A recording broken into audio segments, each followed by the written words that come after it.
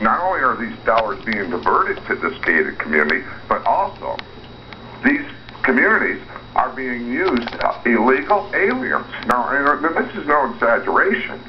I mean, we're being invaded. These contractors that this gentleman just called previously are using these illegals and not hiring local help. Could you please address this question and really answer my question how this can happen in the upstate of South Carolina?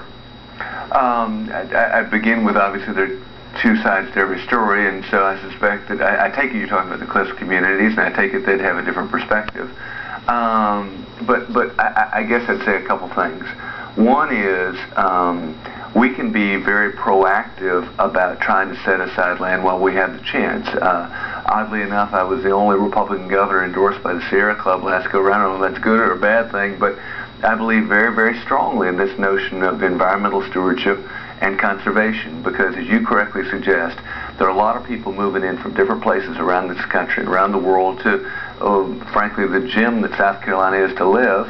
And as a consequence, this is going to be an increasing pressure. And so what we've said is let's be proactive about setting aside land, and for that reason have pushed for increases in the Conservation Bank.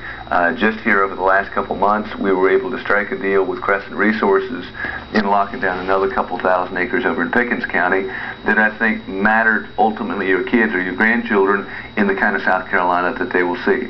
Secondly, I would say what we've always got to be very deliberate about is if you're going to use public money, it's got to go to places that are indeed public. And we're having a debate down on the beach right now on whether or not you should send money to replace sand on the Isle of Palms, and whether or not there should be public access given the fact that public dollars are going. And we believe that there always ought to be a nexus, that if you're going to get public money, there ought to be public access.